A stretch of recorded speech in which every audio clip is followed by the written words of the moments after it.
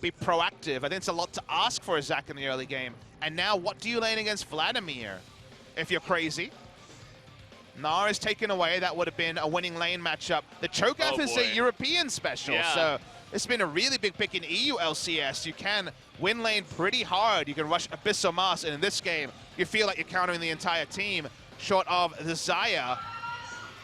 Songwon's famous jungler, if you had to ask me, was Elise, but it'd be an insane amount of magic damage, so I think Jarvan is the way to go. Yeah, I mean, the Kha'Zix was still available if you wanted to go for, like, the Kha'Zix Galio, but Jarvan Galio, even better. You can really close the distance and get into that back line to make the Galio work this time around in a way that it did not work in game number 1. I'm going to be honest, actually, Valdez. I actually like what ROX Tigers have done. When they selected the Galio, Vladimir, and Ornn in the first round, I was like, well, we're really showing our cards, but consider who the threats are for BBQ. It's Taliyah and Varus. Ornn, Galio, Vlad, Jarvan's going to have a field day just mowing them down. None of them have escape abilities for inside combat. I feel like you're going to have to rush Banshee Veil, even though it's a very low power item on the Taliyah, at least early. Item-wise, awkward. I think in the early laning phase, Vlad is definitely going to be having to contend with the Cho'Gath, and also Taliyah does well. So I think early laning, BBQ in almost every way went out, but then they kind of slowed down by Zach's normal farming phase.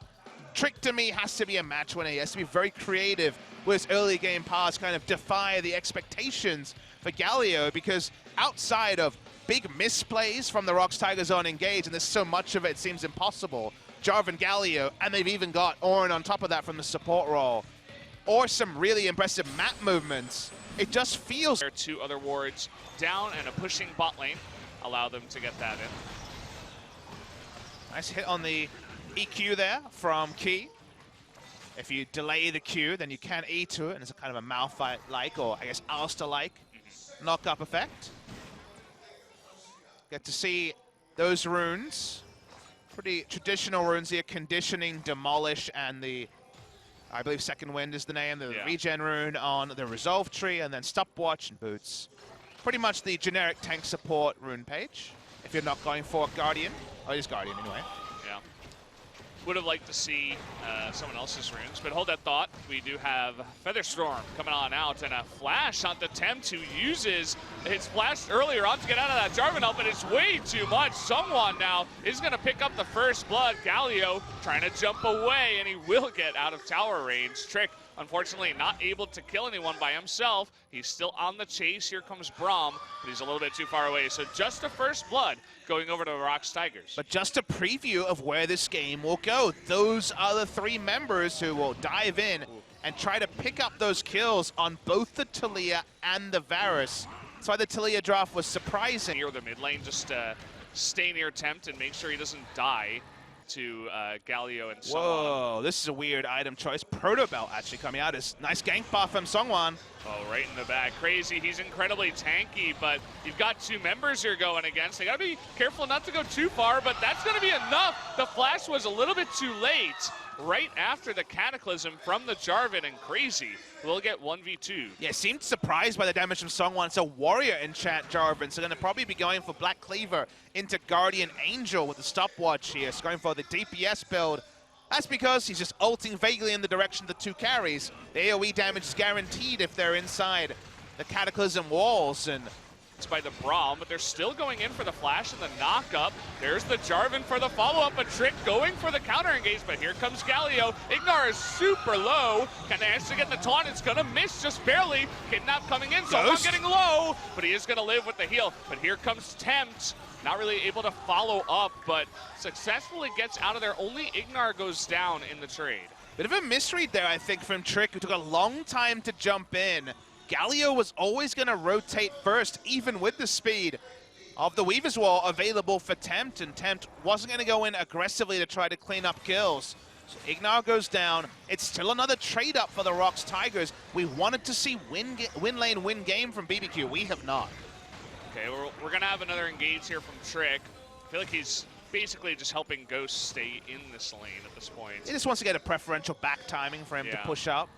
Ghost had the rage bait. You saw a fight where he was able to free hit, maybe being... You know, getting caught out by that once again. He survives, but kind of getting out of position there. But here comes Ghost. He doesn't know this is happening. He was actually backing. He's trying to take down Sungwon, but no hope, buddy. You're 1v3, and that's going to be the end of your life.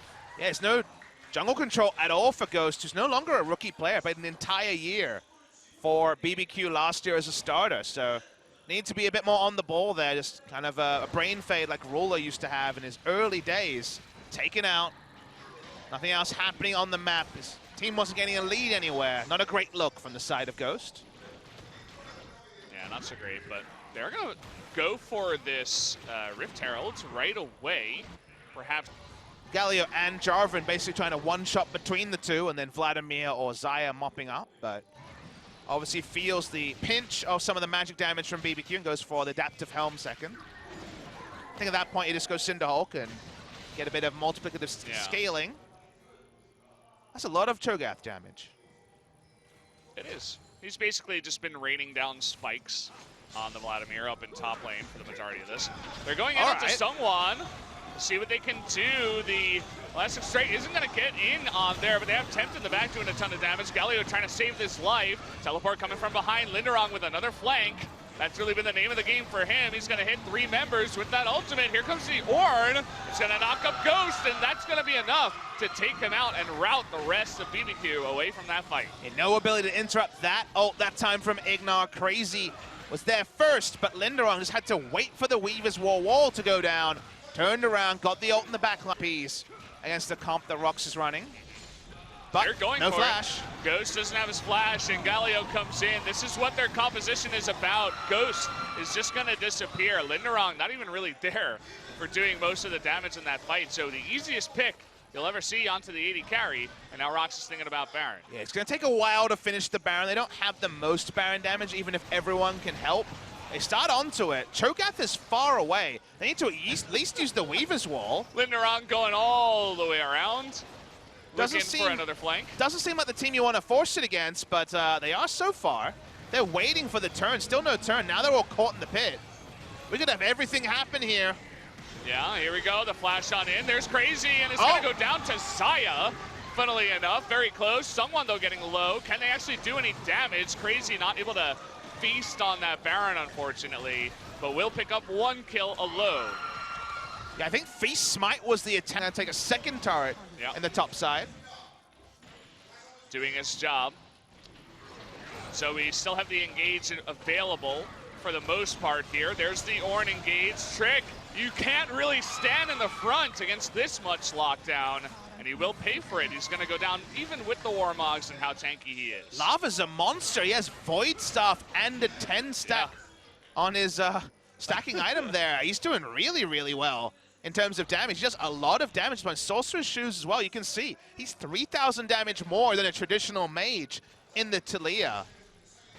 The Corrupting Potion paying off and then some. Probably not going to be a Medjay's, but here we go. Speaking of ults. There's the heroic entrance. It's going to get only 1. Linderong is in the back. They're trying to close in. The Ornn ultimate is going to get Ghost here in the front. Trick just going down on the side. Didn't even see him. That's going to be 2 kills going down here for ROX Tigers. ROX Tigers was so confident, this ulting under turret because they know this comp so well. You thought it was comical. Vladimir, Jarvan, Galio in the first round. It was Ornn, sorry, instead of the Jarvan. What does it mean? It means they have full understanding of the limits of the Galio. It's a different Galio, so credit to Lava, playing both sides of the Galio build in the same series. They just bulldoze at every opportunity. And what did we say in Champion Select? Weird to see Taliyah and Varus selected against this draft. The Jarvan was locked in at that point. They had to know that this no escape carries were going to be preyed upon.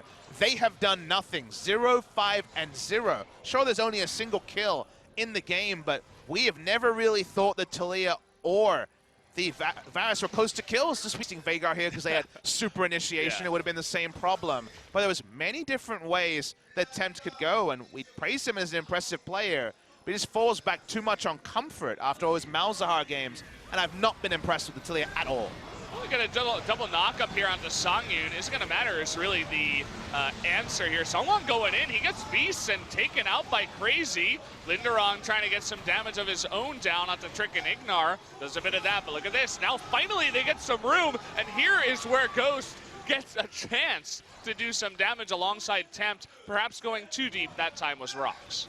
Sungwon really likes ulting under turrets, what we've learned. Third time this game, he's 1 for 2, which is not that great. They spot the members of ROX. ROX are not done yet, they're still full health. Yeah, but I mean, they're sticking around for a little bit too separated. long. Okay, Linderong is gonna stopwatch here, still has his flash. He definitely has to use that. The question is, can they get out? Tanky members and Crazy with a bit of wave clear. But like you say, it's time to end. So here we go, 5-on-3. 3 tanks, mind you, that don't really do any damage. They can kidnap. Sungwon and Key are not super tanky, but it's going to be enough to push them out of the way. They're going for more kills, but in the end, this is going to be a win for the ROX Tigers. They come back from behind and take 2 in a row with a very nice comp in Game 3. Really big cheers here for the ROX Tigers fans. They're so happy. They couldn't have seen this coming an hour ago when everything was painting a BBQ 2-0. Well, the ROX Tigers coaching staff, credit to them in Game 3 because they stuck with what they've been preparing. Clearly, this